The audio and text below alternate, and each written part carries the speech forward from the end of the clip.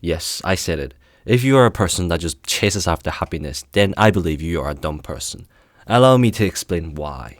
So I think it's best to be explained on a graph. What do we have here? We have a graph. On the x-axis, we have lifespan. So, over here is like when you're just born. Over here is when you eventually just, leave the world. And on the y-axis, we have your mental feelings. So if you're right over here at the top, you're like the happiest thing. You're the happiest being on the planet.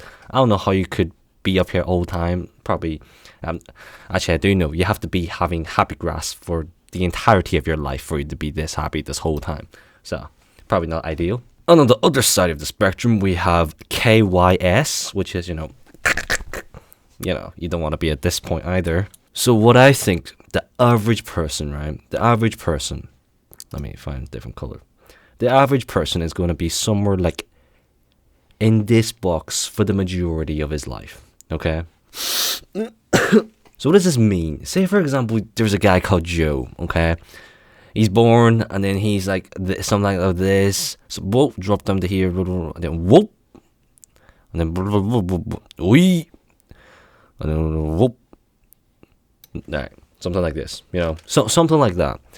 So what does this mean? For the majority of his life, he was alright, he was quite happy, and then bloop, drops, probably, had to do his A-levels, GCSEs, and then whoop, all the way went up here, probably because he was married, he met the woman of his life. So for a moment, he was very happy, and then it drops back down to normal again, okay? And then this point, maybe his parents, something, we all experience something like that, and then back to normal, and then weep, maybe, I don't know, he had his first daughter or something. Could be something like that. Blah, blah, blah, blah. And then he got in a car crash and he just left. Okay? Simple as that. Now, if you look at his graph here, for the majority of his life, he was always somewhere in the middle here. So he was neither happy or unhappy. Most of the time, he was pretty unhappy as well. Alright, next. That was a pretty good life. So now let's look at someone that's a little bit less fortunate. Start off somewhere like here, bloop, bloop, bloop, bloop, bloop. Boom, he got homeless. Bloop, bloop, bloop, bloop. Bloop, bloop, bloop, bloop, bloop. Boom, his dog got eaten by, I don't know, a snake. Bloop, bloop, bloop. Oh, he had a date with his crush. Whoa, nice. Bloop, bloop, bloop, bloop, bloop. Oops, he, I don't know, he owed the cartel money and then he got impaled. That's pretty unfortunate. So let's look at an average person, shall we?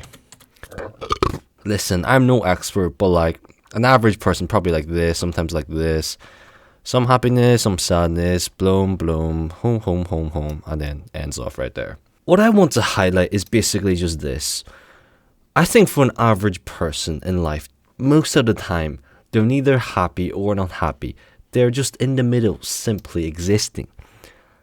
But I feel like there's a lot of people that think that they should be happy all the time. Whereas that's not the case, because to me, happiness is supposed to be a moment of your life. It's not a constant thing. Happiness is supposed to be like a spike, like a certain, some certain event made me very happy. And then boom, another event made me very happy. That is what happiness is. It should be a split second, a split moment, rather than a continuous period of time. But people don't get that. People think their life should be like this the whole time, always in the happiness spectrum, always up here in the clouds, whereas that should not be the case.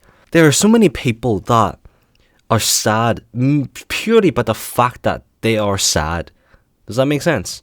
There are people that are sometimes all the way down here, and maybe that's just normal. You don't have to be happy every single day, but some people are just here all the time, and they're like, oh my god, I'm so sad because of the fact I'm sad. So they get sadder and sadder and sadder. There's no need for this. That is why I think social media is so toxic. Because say you've got this person right here, okay? Say he's gonna make posts on Instagram or something. He's gonna post about this.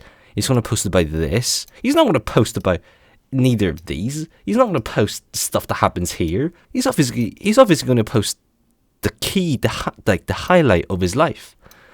And then you got, like, I don't know, Timothy here, looking at social media and be like, oh my god, this person is clearly so happy. Whereas, no, Instagram or social media just showcases the best moments of someone's life rather than what his life is like. The average. Because the average of his life is like, pretty average.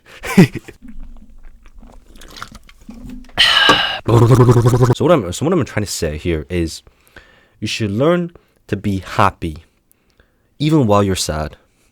Learn to accept that for the majority of your life you're going to be somewhere here. I don't know.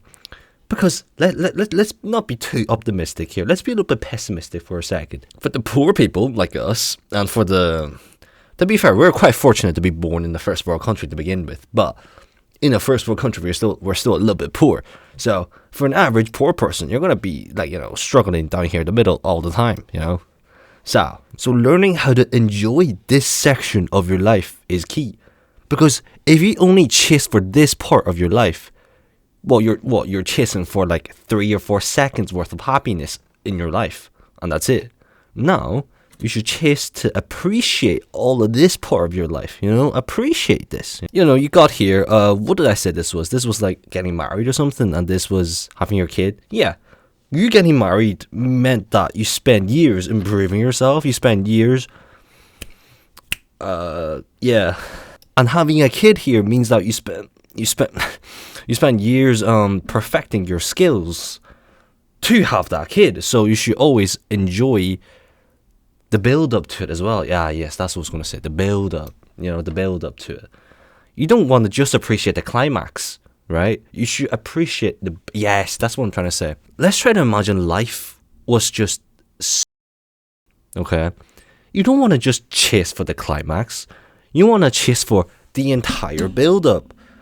The initial build up of the kiss, the hugging and stuff like that. You're going to appreciate that as well. Even though the climax is the best part, which is the happiness part, you got to chase the initial parts as well,